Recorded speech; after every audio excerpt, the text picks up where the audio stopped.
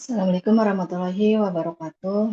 Baik, hari ini kita akan membahas terkait eh, materi yang berjudul keputusan investasi modal. Ya. Eh, ada pengertian investasi modal di sini yaitu penanaman dana dalam suatu instrumen dengan tujuan untuk mendapatkan profit untuk mendapatkan profit atau keuntungan di eh, masa depan. Nah, untuk investasi ini bisa berupa investasi jangka panjang ya dalam aset fisik, misalnya ada properti, mesin, ya reksadana. Oke. Nah, di dalam berinvestasi maka kita harus tepat dan cermat ya. Nah, di dalam akuntansi manajemen inilah kita akan mempelajari bagaimana sih cara berinvestasi dengan cara tepat dan cermat tersebut. Baik, sebelum itu untuk ada beberapa hal penting dalam keputusan investasi modal.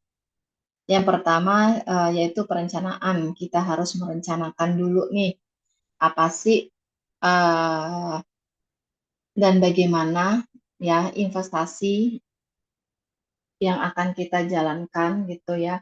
Terus kita harus cari-cari instrumen apa yang akan kita ambil ya untuk investasi yang akan kita lakukan. Terus yang kedua penetapan tujuan dan prioritasnya. Jadi untuk apa kita berinvestasi, terus jangka berapa lama, terus prioritas yang harus kita lakukan itu juga harus jelas. Lalu kita harus ada pendanaannya ya terkait pasti kalau untuk investasi kita perlu dana ya untuk berinvestasi di dalam suatu instrumen. Terus yang terakhir adalah aktiva jangka panjang, bahwa yang digunakan untuk investasi ya sebaiknya itu adalah aktiva jangka panjang sehingga nanti dapat dirasakan ya manfaat dari investasi tersebut. Oke. Nah, di sini keputusan investasi modal penting karena di dalam investasi itu kita menempatkan sejumlah besar sumber daya pada risiko jangka panjang serta mempengaruhi perkembangan perusahaan di masa depan.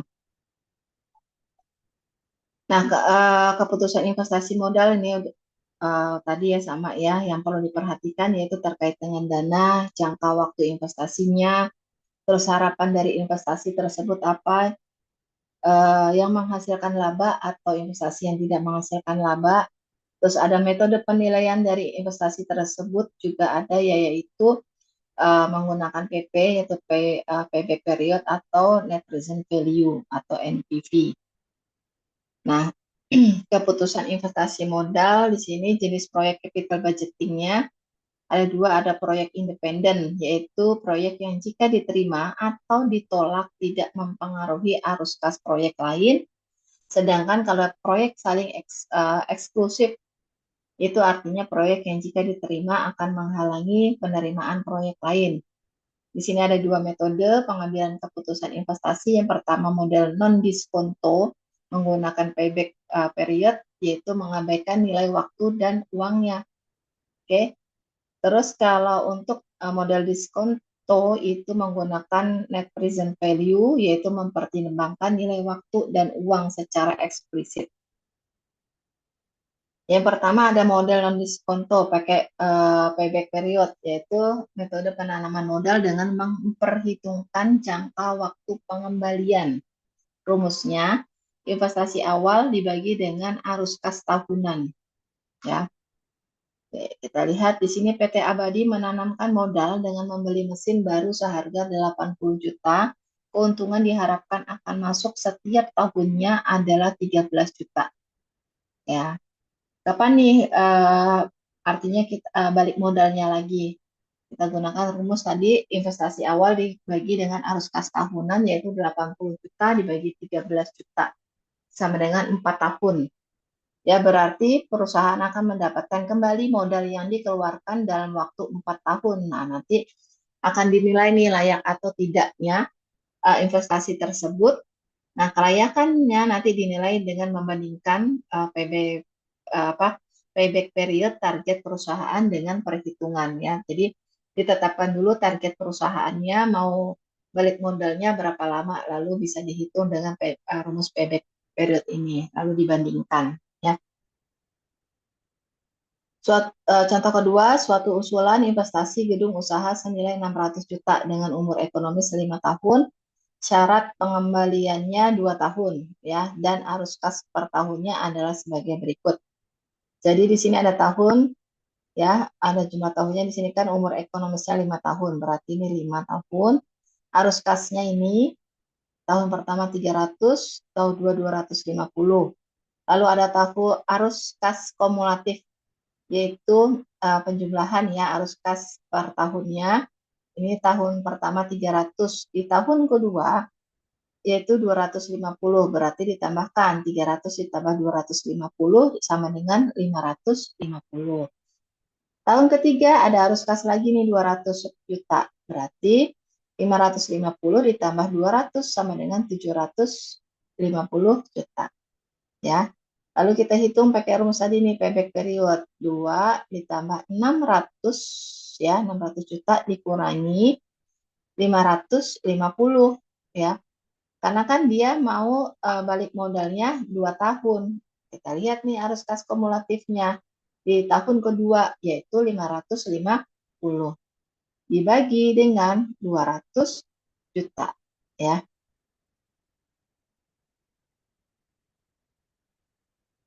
200 juta itu adalah arus kas di tahun ketiga ya.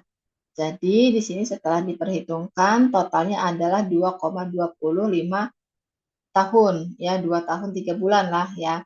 Berarti inilah nih layak atau tidak. Tadi syarat pengembalian menurut harapan si perusahaan adalah 2 tahun. Ternyata setelah dihitung pakai payback period, dia balik modalnya 2 tahun 3 bulan. Berarti di sini dinyatakan tidak layak ya.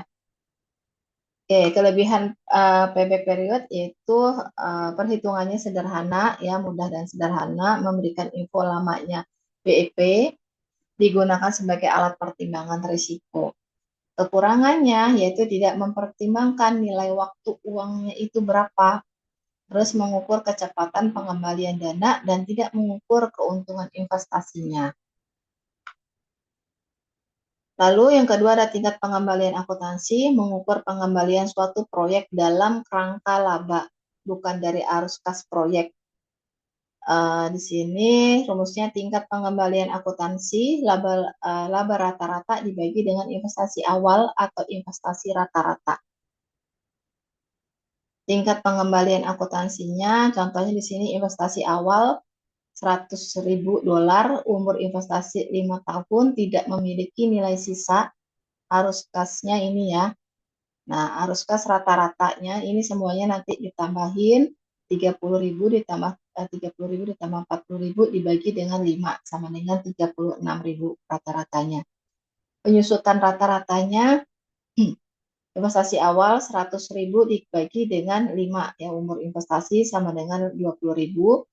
Laba bersih rata-ratanya nih 36.000 dikurangi 20.000 sama dengan 16.000. Nah, tingkat pengembalian akuntansinya laba rata-rata dibagi investasi awal atau investasi rata-rata. Kalau pakai investasi awal 16.000 dibagi dengan 100.000 sama dengan 16%. Kalau pakai investasi rata-rata dia 16.000 dibagi dengan 50.000 ya, investasi rata-ratanya sama dengan 32%. Oke.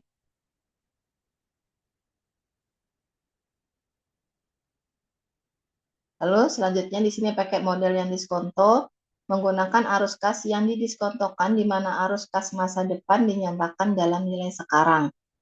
Menghitung nilai uang pada saat sekarang untuk sejumlah uang yang diterima pada masa yang akan datang. Ya, jadi pakai dua, net present value atau present value. Kalau yang present value menghitung nilai sekarang dari suatu deret angsuran seragam di masa yang akan datang dan suatu jumlah tunggal pada akhir periode pada suatu tingkat bunga. Present value, rumusnya ya, present value sama dengan future value ya dibagi dengan satu itu rumus ditambah R itu adalah suku bunga, N adalah waktu. Contoh, berapa NPV dari uang 10 juta yang baru kita terima 5 tahun mendatang dengan dasar suku bunga 15%. Di sini present value-nya 10 juta dibagi dengan 1 plus 0,15 ya, pangkat 5 ya, ini adalah pangkat 5 ya waktunya, yaitu 10.000 dibagi dengan 2,11 ya. Nah, di sini untuk menghitung dasar suku bunganya bisa menggunakan tabel present value annuity ya. Jadi nggak perlu menghitung secara manual, ada tabel annuity-nya ya. Terus didapat hasil 4.972.650. Jadi ini adalah nilai uang 10 juta yang baru kita terima 5 tahun yang akan datang. Oke, terus net present value di sini mengukur profitabilitas suatu investasi. Dalam menggunakan metode ini, maka harus menentukan dulu nih tingkat pengembalian yang diminta, ya disebut juga dengan tingkat diskonto, tingkat rintangan, atau tingkat batas atau biaya modal. Langkah menghitung NPV, tentukan nilai sekarang dari setiap arus kas, terus arus kas masuk dan arus kas keluar yang didiskontokan pada investasi, lalu jumlahkan arus kas yang didiskontokan, hasilnya disebut dengan net present value proyek. Nah, ini rumusnya NPV sama dengan arus kas dikali faktor diskonto. Faktor diskontonya itu bisa dilihat di tabel present value. NPV ini adalah pengambilan keputusannya ya. NPV sama dengan 0 berarti arus kas investasi cukup membayar modal aja atau balik modal. Kalau lebih dari 0 berarti ada peningkatan nilai perusahaan atas suatu investasi. Kalau kurang dari 0 berarti investasi menghasilkan kerugian. Kita lihat contohnya di sini suatu perusahaan sedang mempertimbangkan usulan proyek investasi sebesar 50 juta selama 5 tahun dengan tingkat pengembalian yang diisyaratkan 20%. Perkiraan arus kas setiap tahunnya adalah sebagai berikut. Ya, ini cash flow-nya di tahun pertama 17.500, tahun 2019 1 juta ya. Dan selanjutnya disuruh hitung NPV. NPV sama dengan arus kas dikali faktor diskonto. Kita lihat ya, ini kita hitung dulu NPV-nya. Ini arus kasnya, ini ada interest rate-nya 20% ya atau faktor diskonto. Nah, angka ini bisa diambil dari tabel present value. Ya, jadi nanti dicari dulu nih tingkat interestnya itu misal di kolom yang 20%. Ya, nah terus nanti untuk tahunnya ada di sebelah kiri. Oke. Lalu present value-nya tinggal dikalikan cash flow dikali dengan interest rate. Ya, di tahun pertama 17.500 dikali 0,833 sama dengan 14.577.500. Tahun kedua 19 juta. Ya, dikali dengan 0,694 sama dengan 13.186. Oke, ditotalkan seluruhnya yaitu 60.086. Terus nanti dikurangi dengan investasi awalnya berapa? 50 juta tadi ya. Berarti net present value atas investasi tersebut adalah 10.086. Artinya dana 50 juta yang diinvestasikan selama 5 tahun tadi mampu menghasilkan NPV sebesar 10.086. Artinya ini NPV-nya lebih besar dari 0. Ya, bisa diambil keputusan bahwa investasi tersebut layak diterima. Oke. Oke, selanjutnya di sini contoh kedua, komponen A direncanakan akan diproduksi, pendapatan tahunan diharapkan mencapai 300.000, peralatan untuk membuat komponen A 320, setelah 5 tahun peralatan tersebut dapat dijual seharga 40 dolar dan modal kerja akan bertambah sebesar 40.000 dolar karena meningkatnya persediaan dan piutang. Beban operasional kas tahunan diperkirakan 180.000, asumsi tingkat pengembaliannya 12%. Kita hitung ya, di sini identifikasi arus kasnya, tadi peralatannya 320, modal kerjanya 40.000. Berarti totalnya adalah 360. Pendapatannya 300.000 nih. Ya, terus beban operasionalnya adalah 180.000. Totalnya berarti 120.000. Ini dari tahun 1 sampai ke 4. Tahun kelimanya pendapatannya 300.000, beban operasionalnya 180.000 ya. Terus nilai sisanya 40.000. Lalu ada perolehan modal kerja lagi ya. Perolehan modal kerja sebesar 40.000, totalnya 200.000. Nah, komponen A ini kira-kira bisa nggak atau layak atau tidak gitu ya. Oke, nah dari contoh yang ini ya, ini kan perhitungannya seperti ini, bisa dilakukan juga dengan perhitungan seperti ini ya. Nah, ini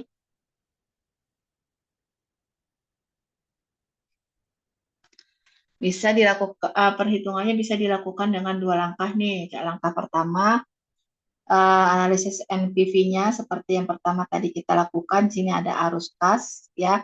Terus faktor diskonto ini bisa kita lihat di tabel annuity ya, atau tabel present value.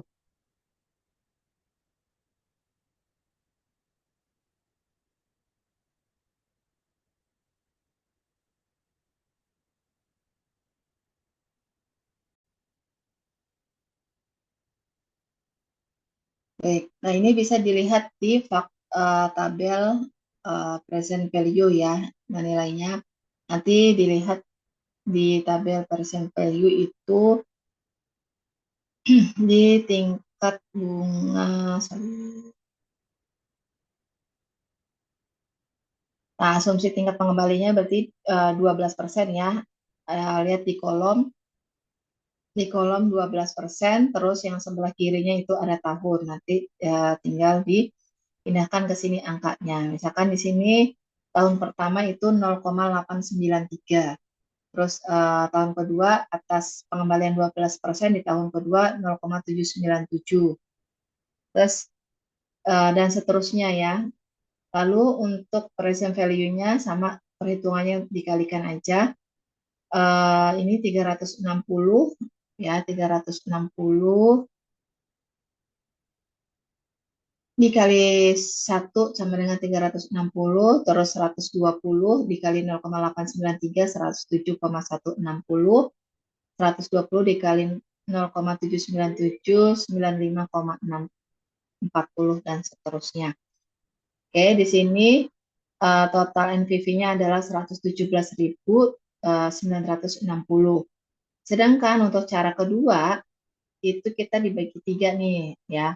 Ada yang tahun ke-0, sama 360.000.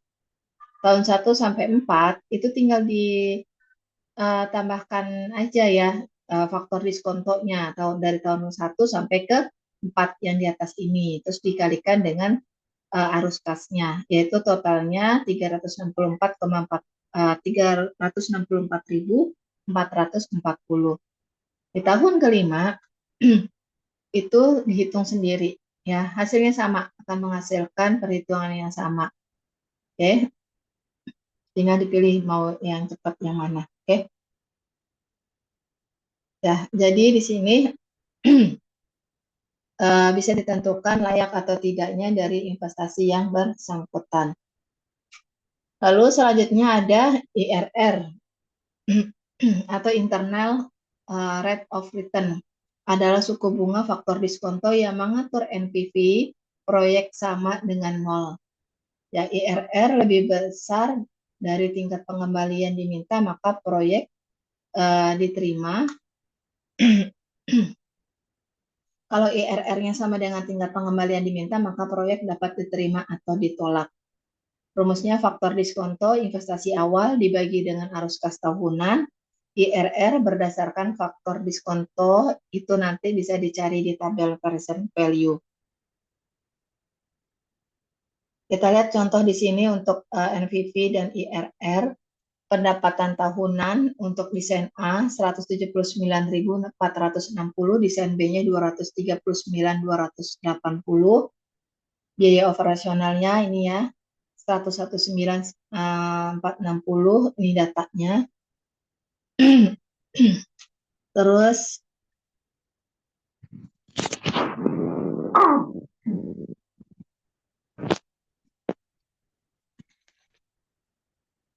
di sini ada pembelian peralatan. Arus kas bersih tahunan A 179 dikurangi 119.460 sama dengan 60.000 ya. Ini diidentifikasi arus kasnya.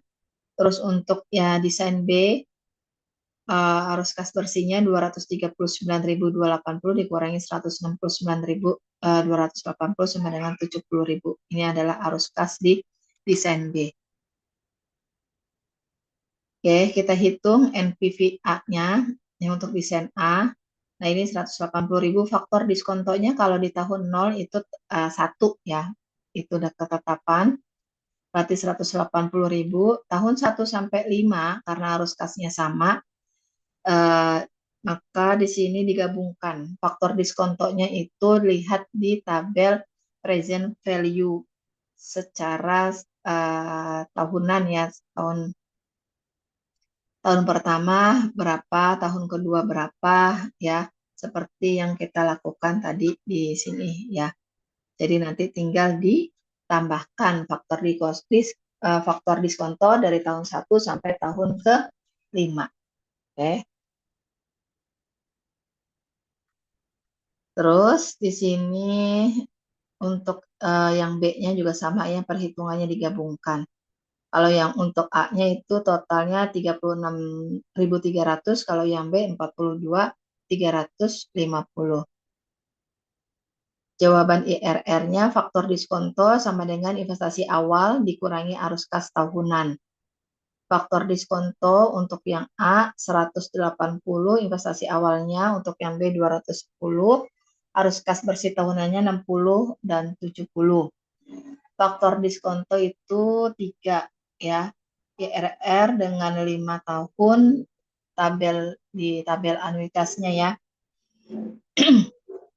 Nah, di sini akan 180.000 dibagi dengan 60 sama dengan 3 totalnya hasilnya.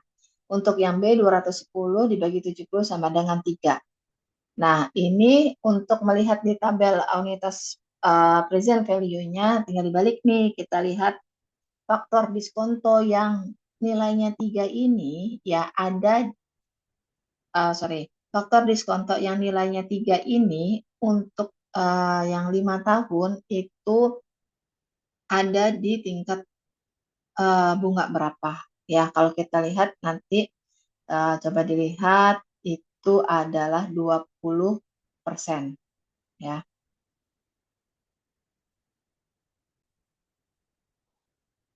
Baik, ya saya ulangi ya. Tadi di sini ada faktor diskonto kan 3 ya hasilnya ya. Kalau kita lihat di tabel present value untuk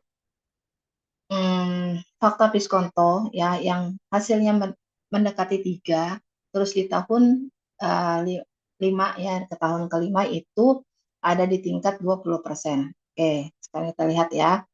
Kita gunakan ini present value. Nah, ini saya tunjukkan ini 20% ya kan. Di tahun kelima ya, kalau tahun kita lihat yang sebelah kiri sini 1 2 3 4 5. Nah, di sini ada angka 2,9906. Ini kan mendekati angka 3 ya. Oke. Baik. Untuk yang ini, ya, kita balik ke sini sebentar. Untuk menentukan faktor diskonto, misalkan ini tadi tingkat bunganya adalah 12% ya. 12% kita lihat untuk mencari faktor diskontonya. 12% ya. Oke, kita gunakan tabel yang di sini. Nah, ini ya. Yang di atasnya judulnya ini ya, present value. Nah, kita lihat di sini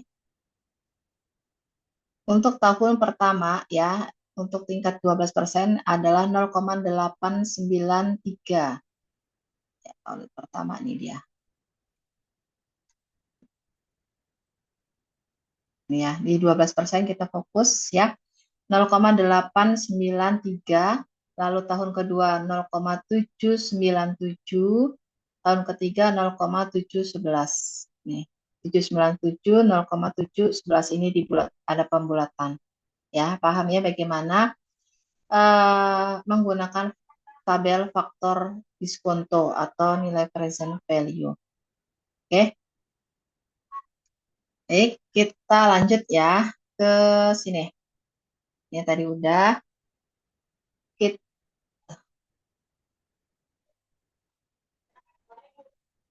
lanjut ke perhitungan dan penyesuaian arus kas. Ada dua langkah. Peramalan pendapatan, beban, dan pengeluaran modal, terus penyesuaian arus kas kotor dengan inflasi dan pajak. Diasumsikan peramalan kas kotor telah tersedia. Sini penyesuaian peramalan untuk inflasi. Nah, saat inflasi NPV digunakan, maka ini mencerminkan inflasi. Jika arus kasnya operasional tidak disesuaikan dengan inflasi, maka keputusan yang diambil akan salah. Menggunakan indeks perubahan harga spesifik atau harga umum. Tetapi ingat, potongan beban penyusutan tidak boleh dinaikkan untuk memenuhi inflasi. Contoh, suatu proyek membutuhkan investasi 5 juta dolar, arus kasnya 2.900.000 dolar, tingkat pengembalian yang diminta 20%, inflasi yang diharapkan 15% untuk 2 tahun mendatang, tanpa penyesuaian inflasi. Kita hitung di sini ya. Arus kasnya 5 juta yang tahun pertama, faktor diskontonya nih, terus tahun 1 sampai 2, 2.900.000, faktor diskontonya untuk tahun 1 dan 2 ya ini dijumlahkan 1,528 sama dengan 4.431. Jadi totalnya 568. Ya, ini minus.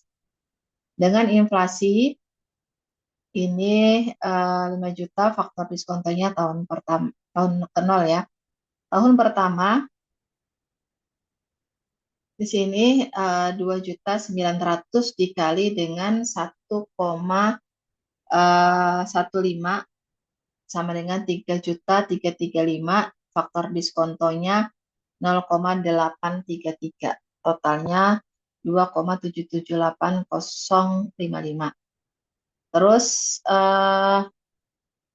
tahun kedua 2.900.000, 1,15 dikali 1,15 lagi sama dengan 3.835. Faktor diskontonya 0,694. Ya, totalnya 2.661. Total NPV-nya adalah 439.719. Selanjutnya, konversi arus kas kotor menjadi arus kas setelah pajak. Inflasi diprediksi dengan tingkat akurasi yang diinginkan, maka arus kas disesuaikan untuk kepentingan pajak. Untuk menganalisis kepentingan pajak, arus kas dibedakan menjadi dua, ada arus kas keluar dan arus kas masuk. Arus kas masuk dan keluar yang disesuaikan untuk pajak disebut arus kas bersih. Nah, kita lihat arus kas setelah pajak tahun 0. Di sini ada mesin lama, mesin A, B, nilai bukunya masing-masing 200.000 dan 500.000. Harga jualnya 260.000 dan 400. Mesin baru, mesin C, biaya pembeliannya 2.500.000, pengangkutannya 20, instalasinya 200, dan modal kerja tambahan 180. totalnya 2.900.000. Harga jual mesin lama, mesin baru di sini ya. eh, Nilai bukunya untuk mesin A 200.000, harga jualnya tadi kan 260.000, selisihnya 60.000. Yang A nilai bukunya 500, harga jual 400, selisihnya 100.000.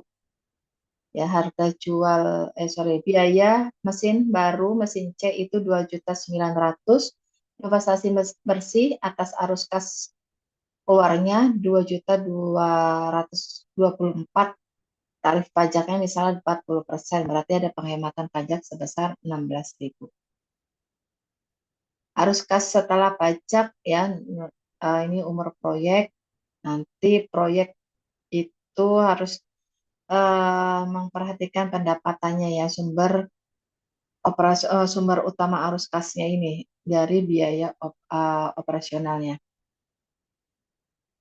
Lalu ada arus kas setelah pajak umur proyek ya, CF itu rumusnya CF sama dengan NI dikurangi NC.